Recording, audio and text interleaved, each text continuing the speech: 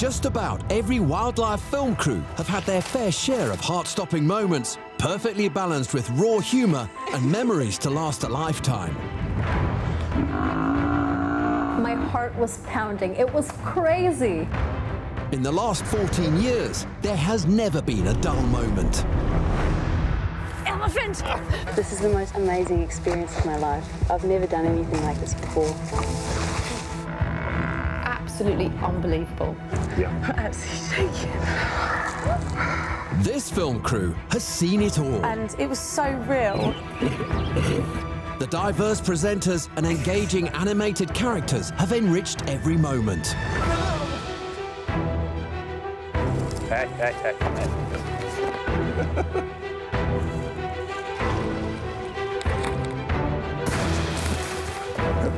Sorry. You might touch you? No. I was legitimately terrified. These are the wild memoirs of a film crew. Go away. Coming up in this gripping episode, unbelievable athleticism, crashes and clashes, startling encounters that will never be forgotten, a formidable battle of the beasts, some striking moments, a sticky situation, and quirky moments etched in the memories forever.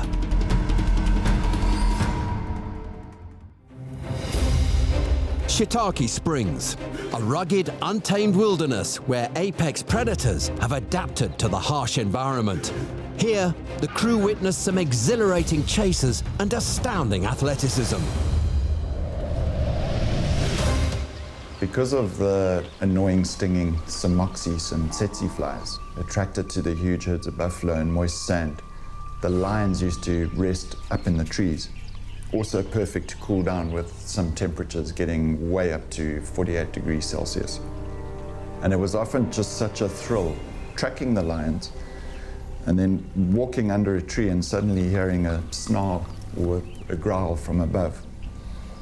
And no matter how many times it occurred, my heart would just literally pop out and it would take ages to get back to its regular pace.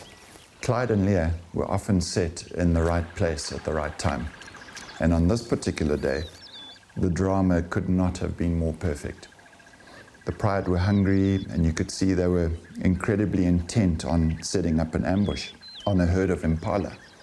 They began their textbook stalking, and finally driving an Impala right into a waiting female that just leapt in the air and executed probably one of the most agile feats we had ever seen.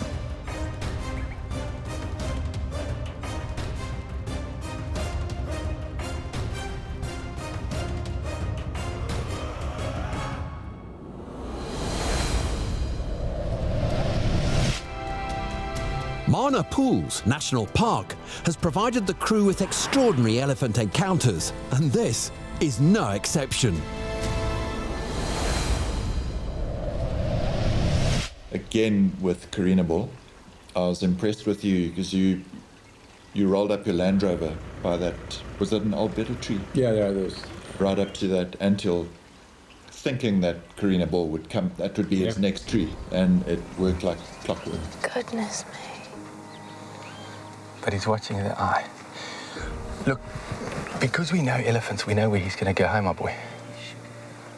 How you doing?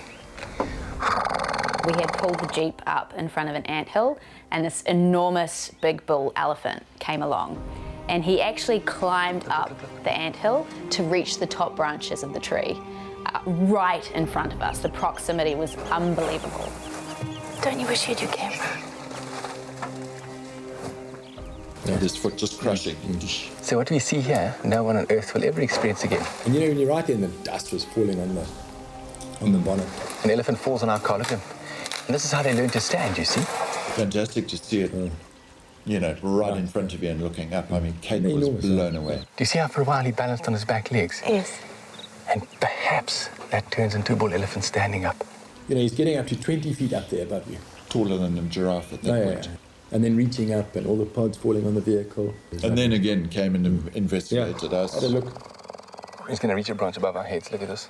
He had an existing relationship with Craig, and it seemed like he actually enjoyed being in our presence. Hello, my boy. Hello, my boy. You're gonna give me you gonna come say hello? Hey, there we go. Come here. Okay. What makes an elephant do this? While being in close proximity to vehicles is something you do often see at popular game parks, what was really unique about this experience was that he was interacting with us. He's going to come right up to you now. It's so cool as well to see where the tusks actually come out, to see underneath his trunk. And the trick is you mustn't move when you're in a position like this, because any movement will give him a fright. So you've got to be super still, super calm, and then you hear how we talk in a very subtle way. Okay. I actually can't believe that this is happening. All he's got to do is pull his head down, and we're in trouble. Okay, watch him break the branch towards the center of the tree. Hello. So watch out, just, how are you doing? Well, that's for today. Thank you. It's nice to meet you. You'll come close like that, but he's never put a trunk inside the vehicle or anything. I felt like he was almost performing. You know, he's doing this, it really is extra behavior for us. But because he's so intelligent, they're also curious. And perhaps even enjoy the company of people they know and trust. And in those situations, obviously you're inside the vehicle and they've got bars and that kind of thing, so you're typically quite safe. This is actually a wild elephant, right? He's not super habituated. Well, not, yeah, he's just super special, you know. He sometimes touches the car and gives us a push. In the open or something, it's very stressful. You think, this can all go wrong. In a vehicle like that, you don't really have that worry. This is one of those, like, juicy life encounters. You know, like, this is the stuff that I will tell my grandchildren about. Katie was a bit of a magnet for animals as well. She really, I mean, you think of the things we had with the rhino, the hyenas, those elephant encounters. Taking a walk in renowned leopard country is a nervy experience. I'm absolutely shaking. It's like, whoa. The worst time ever was when the team set me up. No, you said you needed the lure a bit earlier. Yeah, I'm desperate. Okay. Right. This is some Bushman toilet paper, otherwise known as the elephant ear. If you look on the other side... Oh, It was just enough in front of me that I would have to react, so it wasn't like a boo and then you scream. It was like a sort of a double take. Don't run. Whatever you do, slowly keep it looking at it and back down the path. Maybe that's what caused the guinea fowl feathers. I swear that we just talked about what I was to do if we ever saw one, and you were like, oh, you'll never see one just on your own. What should I do? Slowly back us down. Mr. Spots is a bit bigger than we wanted to see. I literally thought to myself, remember everything they told you? Start walking away slowly. It's all right. Can I put my back to it? Not supposed to, but... No, don't put your back to it, Don. Never know what's going to be out there. Oh, his head just came out of nowhere. He's huge. Yeah. I'm absolutely shaking. His head was massive. I thought you said they were small. No, I said as a rule, the females are small. A big male, I'm glad we though, bumped into the big beast. make it worthwhile. You've got a proper... I did say to you, I mean, that big leopard will weigh up to... I can't believe I never thought I'd see 160, a leopard. 170 pounds. Yeah. But that's an exceptional animal. Do you think that was an exceptional animal? This is a very impressive sized cat, just looking at the head on I it. can't believe how he looked at us. He was like, wasn't he? Yeah. Just immediate... What was that? It's one of It was those just us moments, talking yeah. and it was... Ooh, what was the noise? It's just as soon as... Because I just thought it was something little. And then you were like, right, now back away. And I was like, whoa. Ian was fantastic because he just said, don't run. Don't run. Whatever you do, just don't run, step back, away. walk back. Face it, face it. Do they normally go for people? No, we're not a natural prey. I was saying earlier that leopard as a rule, they will be inquisitive, but they'll normally move away unless they're cornered or injured, unless there's no place of escape. I'm so scared about everything now. No. Did you get that? Oh. Definitely. No sign of any spoor or anything up there. We're going to see what we can find.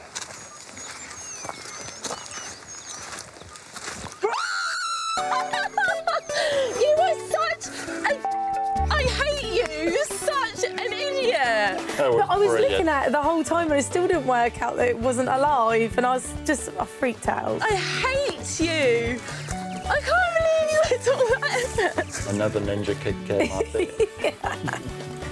You all felt the wrath of me. Yes. We did get a bit nervous. Yeah. That was tenfold what I actually did to you. I only ate your chocolate. This means war, you know this, don't you? You better watch your back. Oh. I just can't believe such a... I feel sick now. I actually feel sick and I'm still shaking. Wonderful. Right, that's it. You're going to be sorry now. You started it, big time. No, you started. No, you started it now.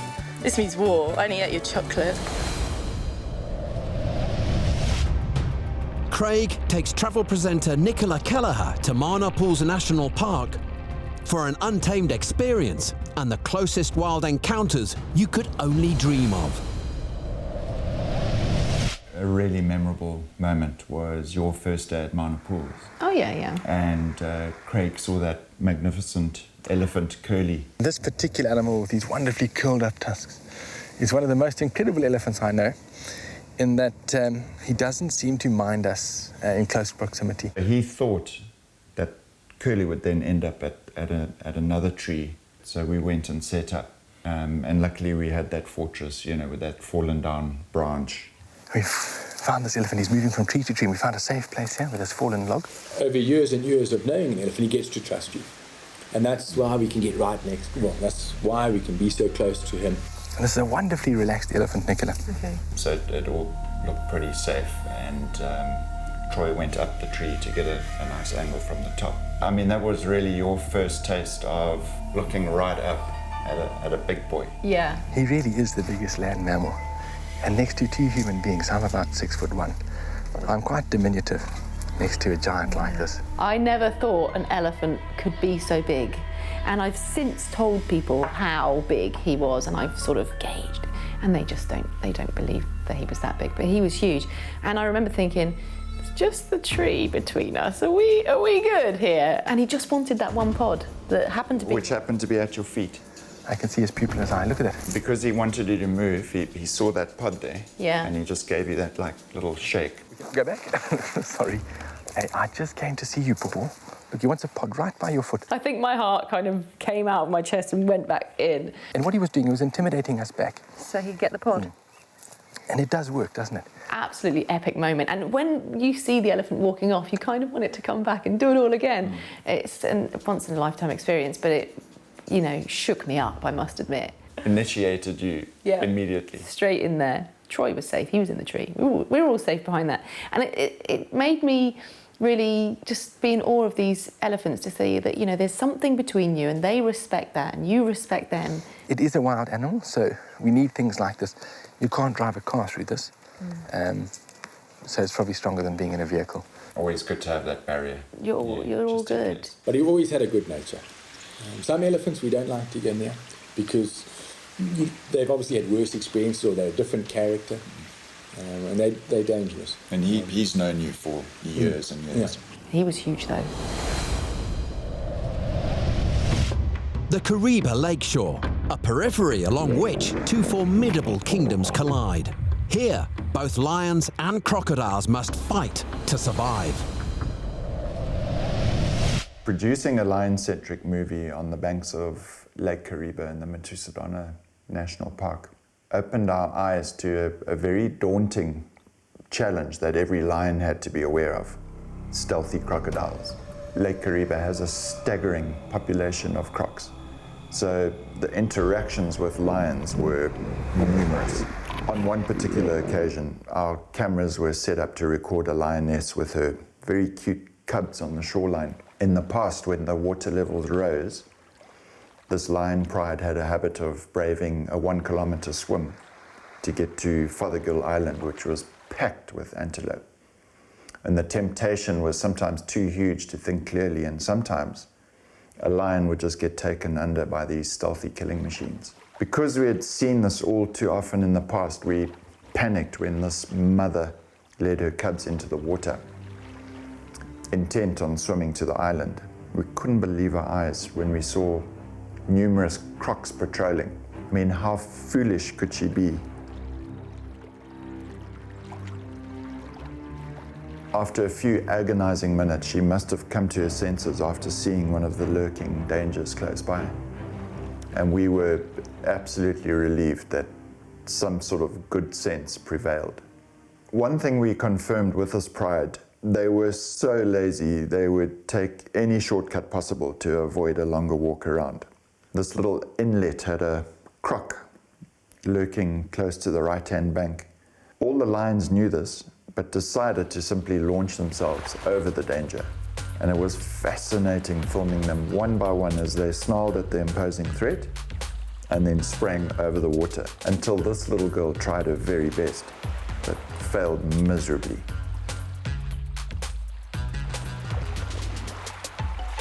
Luckily, she exited like lightning and no damage was done. But just an extraordinary little sequence for us and wonderful to see the agility with our slow motion camera.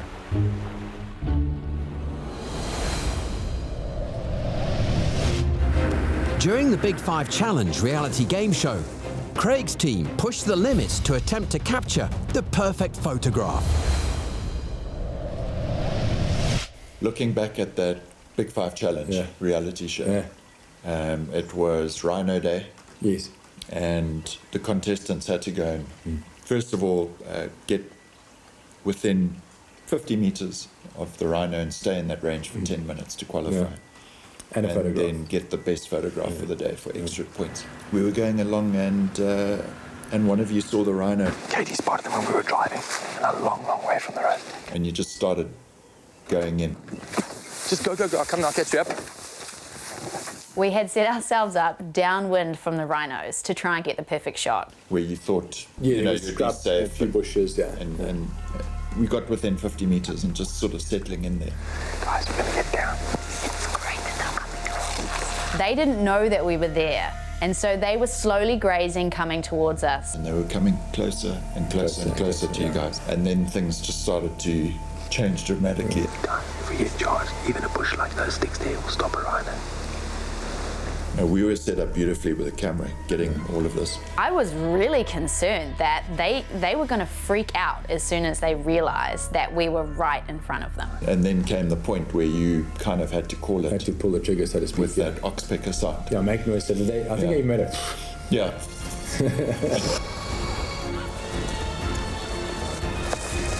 Sorry, Vic. They just bolted. And thank goodness, they bolted in different directions and they did not actually charge. They are just real tanks of the bush. They were just going to walk into us, and then you're too close. That situation was completely out of our control. And it was a funny situation because it was that contestant show.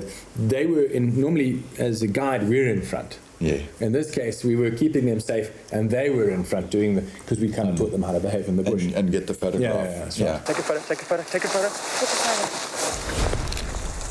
And then following on from that, looking at the photograph, it was pretty good. Yeah. That is perfect, Michael. That's what one was. That was nice. You can see the horns. Facing us, looking at us. But you could, it wasn't going to win the prize. So that's right. Then we went to the waterhole. Going into that waterhole and then seeing the rhino come through. Mike and I knew that this was such a unique opportunity to get an amazing pic. A group of rhino were drinking at a waterhole and someone came up with the stupid idea that maybe we should get in the mud too. It actually works because you don't look like a person. If you walk around on the land, in the water like that, and those rhinos don't have that. And you kept low. Yeah, and they've got poor eyesight and the wind was right. Actually, so we were able to look like warthogs in there with all the I think I probably looked like a chubby warthog. How close are we going to go? As close as we can. I don't think they'll come into the water after us, into the mud. You don't think or you know. As we were getting closer, it dawned on me that I didn't have any idea of what the rhino were going to do, and neither did Craig. We were in pretty shallow water and there was every possibility that once they were stressed, they could charge. And that was really terrifying. They didn't even know you were there. Took a beautiful pic. Oh, Mike kept the camera out of the mud for most of the time. I think half the time he was leaning his hand on my back. Yeah. What game people to go, they don't know what's first class, in the water. down to earth. Yeah. The mud was gross. Like, it wasn't even mud, it was part animal feces. Held Spa Zimbabwe. That was amazing. You know, because there's a camera rolling, people will do anything you ask them to. Don, you might want to give that camera a bit of a wipe there. Yeah. Filming a conservation project, the crew go in search of a big Tusker to collar in Matusodona National Park. The process is anything but smooth. If you remember what a magnet Katie was for animals, and in the Matusodona, we literally just landed to do the collaring, put the collars Yes, on of the floor. last great Tuskers. And we headed out, and I think it was you looked back and said, "No, there's a big bull." And we went and got the parks guy because we couldn't collar without a national parks person present. And then we went out, and it was again quite a hot time of the day. The vet was quite worried because collaring animals when it's hot, you know, they can overheat because their ears aren't flapping. And he had got onto that little island. Yes. And then the minute we saw how agile he was, coming up that and bank. fit. And what we saw is this elephant isn't as old as we thought, and he's very agile. So what that's allowed us to do is to rethink our situation, because if we can collar and monitor this animal, we can really protect him. People are going to see that collar, they're going to change their mind, and we're going to perhaps be able to save the biggest tusker in this national park. This guy's proper fit. Yeah. And then we went after. I remember taking off my shoes so that we were quiet to get close, because with the dart gun, you can't dart from a distance. You've got to get within 20, 30 yards. So without shoes, super quiet. And then I've probably gone about 40 yards, and I realized what a mistake I'd made, because it was October and it was so hot. On that granite. I was standing on elephant dung, grass, trying to find anything cool. And eventually we got him, and then it became very stressful, Don. If you remember, we got the collar on, and that all worked well. And where he'd fallen was great.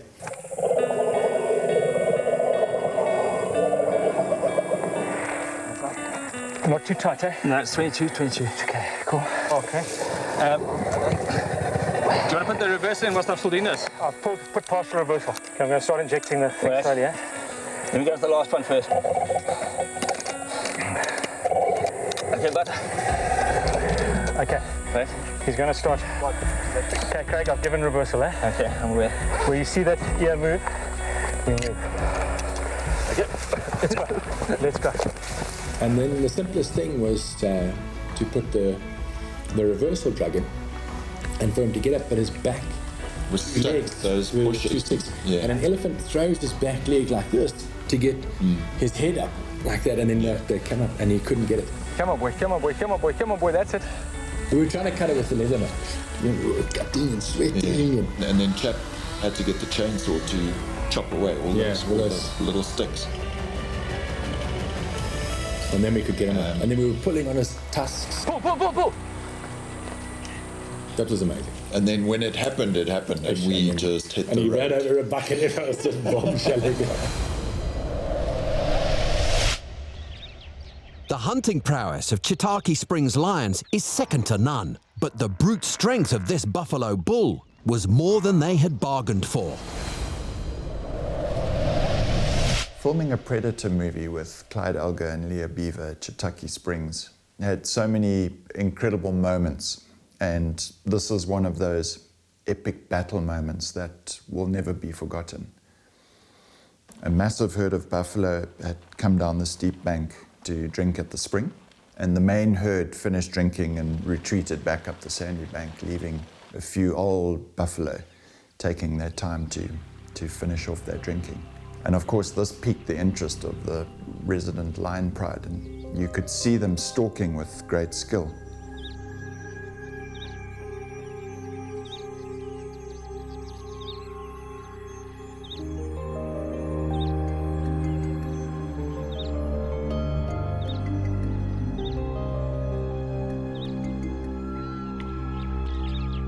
Here in Zimbabwe, we call these old buffalo Dugger boys. Dugger meaning mud, and they are renowned for being cheeky, grumpy, and war-hardened. The lions closed in, and the Dugger boy chose his exit route right up the sandy bank. The buffalo faced the challenge head-on, with the lions dodging the deadly horns. The drama got even more intense as the lions tried to jump on his back, and he kept shaking them off.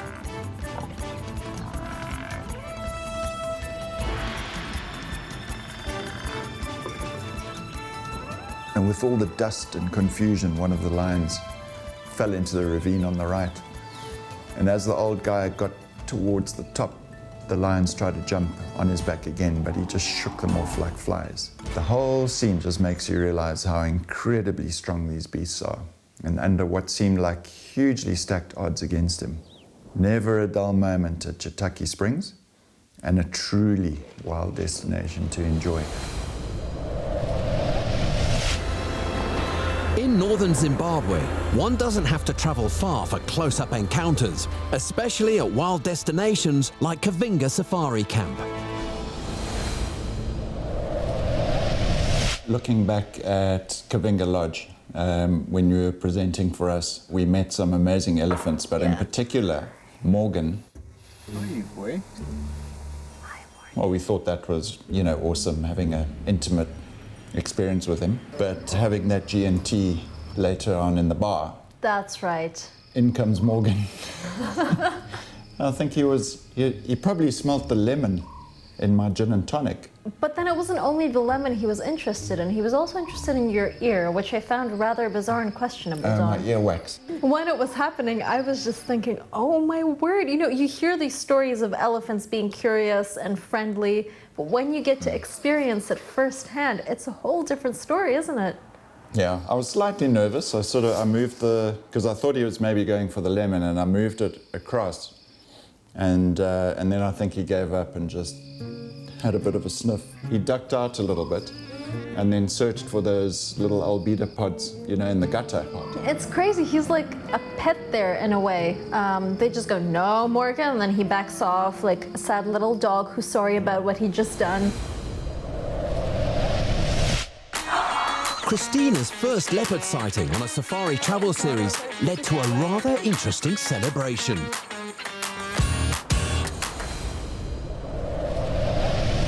We've had some incredible, fun presenter characters. Yeah, and crazy. We need to go back to Kristina presenting on our travel show. Yeah. When she first saw that leopard. Can you see it? Yeah, there it is.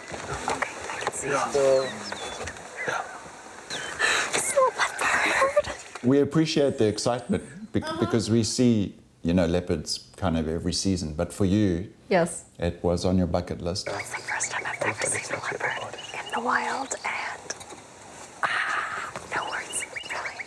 And you ticked that off with style. Would you call it style, though? I'm still quite pumped up about seeing the leopard. Do you know what? I even have a dance. Yeah. We saw a leopard, saw a leopard, saw a leopard, we saw a leopard, we saw a leopard, we saw a leopard. Saw a leopard, saw a leopard. This would be more suitable for rabbit, though. I don't know why at the time I did this. They do have ears. Yeah, but not ears. It's more like ears. like little tiny ears. So, and then I did a leopard impersonation, if I recall. And then Paul Madison, the guy. Elephant! Wonderful. Oh, wonderful. I mean, wonderful. This is a crazy chick. This person has absolutely lost it. But she was so excited. I honestly couldn't contain myself. We noticed. Don't know if it quite warrants And a in dance. the daylight. Daylight as well. It was 7 in the morning. But she saw, that was her first leopard, and she was here for, 4 months? Yeah. So we must have seen about 4 other leopards after that. Yes. And every time she would have to do her leopard dance. Every time the leopard dance. Didn't get any better. Actually, I remember it was like the 3rd time it was at Kanga, and the 2 leopards came down to drink at the same time. She starts doing her leopard dance with like the 4th time. I saw a leopard, I saw a leopard. And Sean's just like, oh, no. Like Caesar, oh, no. Can't have any more of this leopard dance. No more.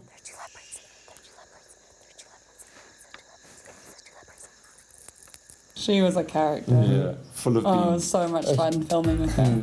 The leopard dance was not her finest hour. And she's so flexible. Remember when I did this with my leg? Yeah, in Big Falls. Well, Don. What about that? Well, Don. How the heck do you do that? I couldn't believe what she was doing. Yeah, and the pause, that was funny. Oh, Some good times with her, for sure. we had some fun. Hey Don, sup? What's up, girl? Filming in the Zimbabwean wilderness, one never knows what striking surprises might be around the corner. Over the years, we have filmed so many big cat movies and never get bored doing it. When they are awake, I love the way they explore and test everything. And the old saying, curiosity killed the cat, is so apt. We often record lions investigating warthog burrows or encounters with snakes. And on this particular occasion, we covered these two lions intrigued with a very upset rock python. I always marvel at the amazing reaction time of these cats, and their agility is second to none. It's great that they also have an inherent instinct for danger, because a bite on the nose from these pythons can really spoil your day. Following on from this interaction, months later, we were out walking in the bush exploring, and we came across an enormous dead python that must have just swallowed what seemed to be an antelope of some sort. It must have just happened because no rigor mortis had set in, and on closer inspection, found it had died in the most peculiar of ways. When it ingested the antelope, it dragged in a very, very long stick, which would have perhaps punctured an organ. Just the most bizarre way you can ever think of to die. I mean, what are the chances? Anyway, as luck would have it, it wasn't long before the scent piqued the interest of two lions, and they appeared. Had a good sniff to make sure it was dead before opening up the skin. It was obvious they wanted the prey inside and quickly made good progress to extract it. We could then identify it as a fully grown female impala. What a sad and bizarre turn of events for the python and the impala, but a huge bonus for the lions. Luckily, nothing goes to waste in the wild.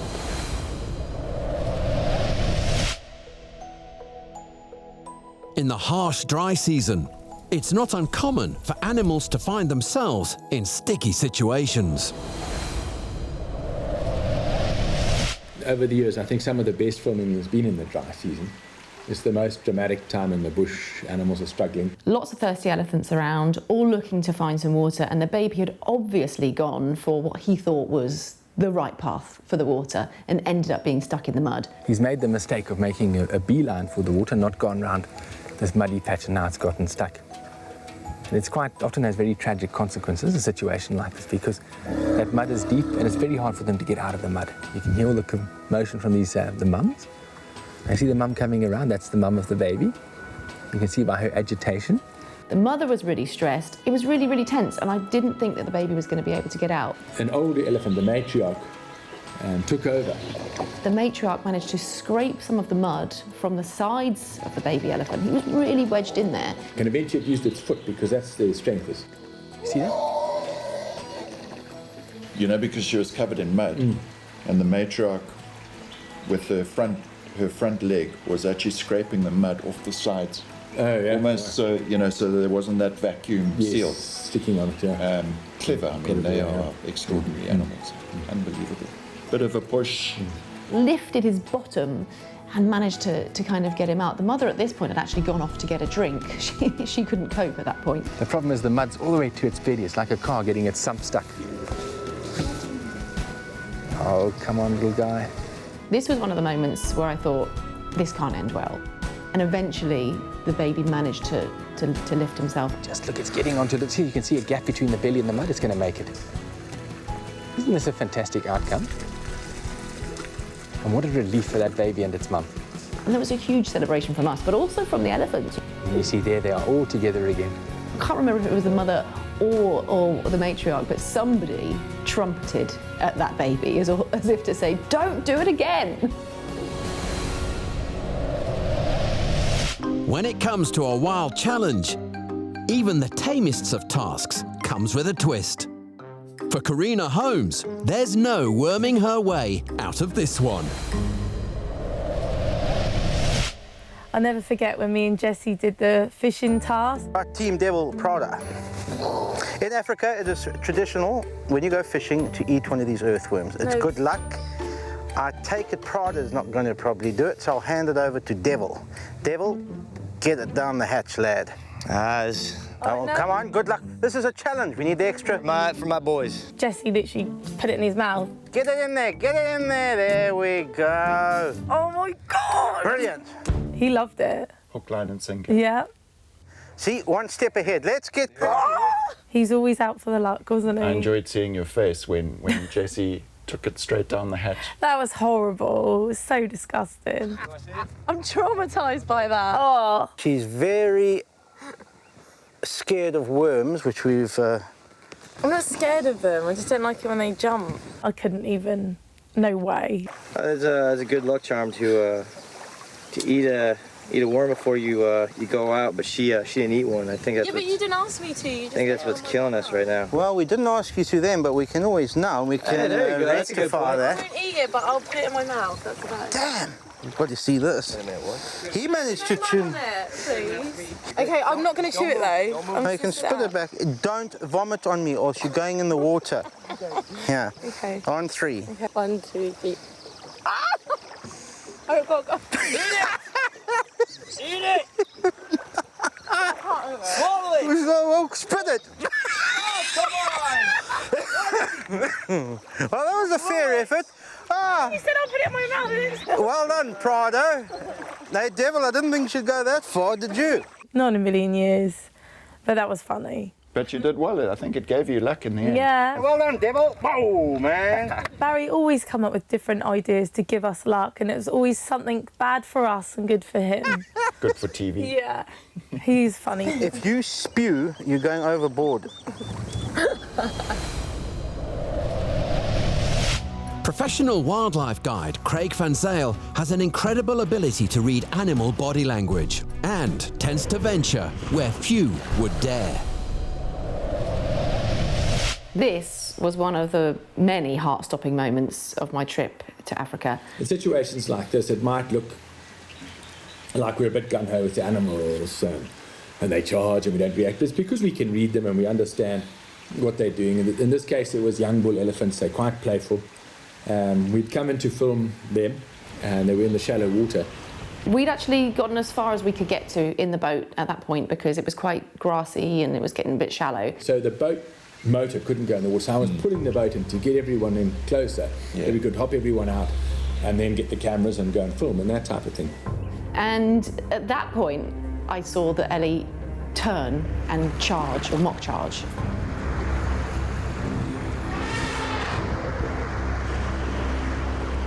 It was heart-stopping, but it was a mock charge. He doesn't want to kill us or anything like that. We haven't done anything to upset him. And he was just showing off his size, putting his ears out like that. It was nice in the splash.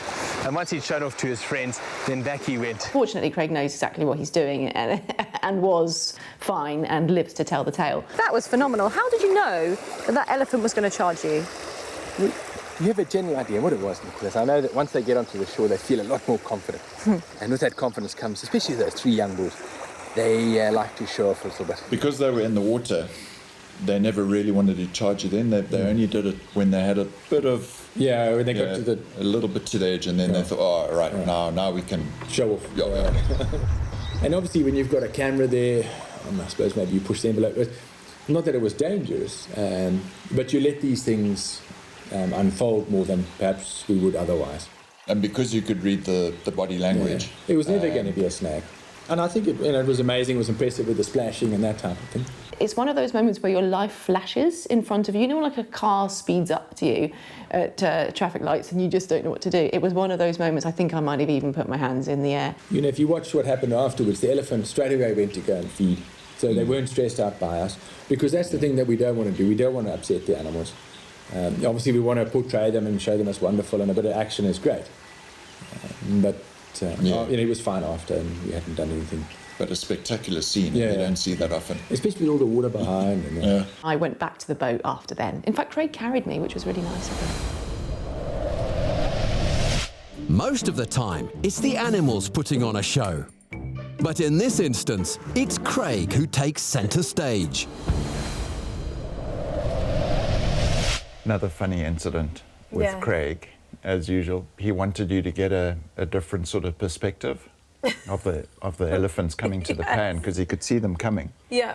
And he wanted you high up in that tree. Yes. I love the deal that you gave him. Yes, he said that if I climbed up the tree, he would help me, and then he would go in the mud pit as far as I wanted him to go in. That was the deal, and I said, fine. And then he was trying to get me up the tree, and I remember him using his head on my bum. Okay, down, up. Trying to push me up the tree, and I was just thinking, oh, I bet this tree's going to just break in a minute. But it was the best views. It really was. So, different dimension. Yeah, and he does know what he's talking about, even though he plays around. He's good at what he does.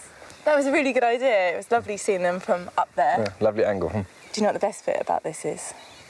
You didn't fall? Nope. Now you got to go in the mud bath.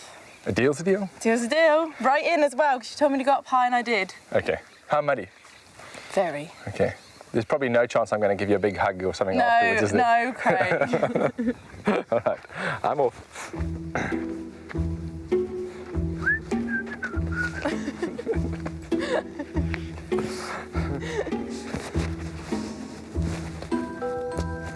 Don't look.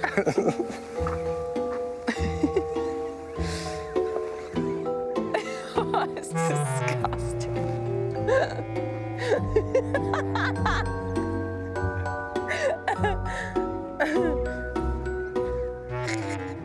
That's better. It certainly was different. It was, yeah. Go in. All the way. Look at him, he goes in like a girl. All the way, please. Yeah, go on. And it was worth it to see him in the mud afterwards. Oh, well done for telling him to go deeper, Yeah. deeper. He's dousing himself in mud, wasn't he? He put on a whole show. Big time. Like the kind of things you do, Karina. Yeah. Wrong. Yeah, we are. East whale of a tribe. He's lost weight since then. Has he? Yeah, he's back to cycling. Oh. He's a racing snake at the moment. Oh dear. If he gets into more trouble, then that means. And then in the vehicle afterwards, acting like a baboon because he still had all the mud. So relaxing out here in the bush, isn't it? Tell me, does fat look better in brown or white? Some say I've got guts. The girls are going to be like flocking out to come on safari with. The prehensile gut man. Yeah, I remember that. He was brilliant. Character. Yeah. A hungry pride aims to take down a war-hardened Duggar boy. Don reflects on what went down that day. Filming a Predator movie at Chitaki Springs with Clyde Alger and Leah Beaver was such a privilege and pleasure. And one of the outstanding highlights was captured by Clyde's camera as he set up on the opposite bank of an old buffalo bull drinking from the spring. It wasn't long until the buff was stalked and surrounded by the resident pride. And I think they could sense he was old and must have thought they had a great chance to bring the old boy down. He just wasn't having it and managed to challenge the pride and demonstrate his bravery as he charged and faced them. And one of the brave lionesses managed to jump on his back, a favorite tactic to avoid the formidable horns. And the distressed bellows brought in 2 of his comrades that challenged the lions, and it all looked great for the old guy. Now 3 hardcore buffalo against 5 lion was a win-win, and the lions wisely eased off. The other 2 brutes started to walk off, and the stubborn buffalo just stuck around, and again, the lions took advantage and jumped back on his back. And the other 2 bodyguards came back to defend him once more, and we kept thinking, dude, you need to now join your buddies and leave with everything intact. But not to be. He was either too confident to handle himself, or his dumb gene kicked in, and he just stuck around. Well, as you can imagine, the lions accepted this opportunity and they carried out their effective strategy of tiring the old guy from behind and then finally executing the suffocating grip. Another point of interest here was witnessing his sheer power as he managed to lift that lion with his neck muscles like a toy. At the end of the day, 10 out of 10 for incredible bravery, unfortunately to his demise.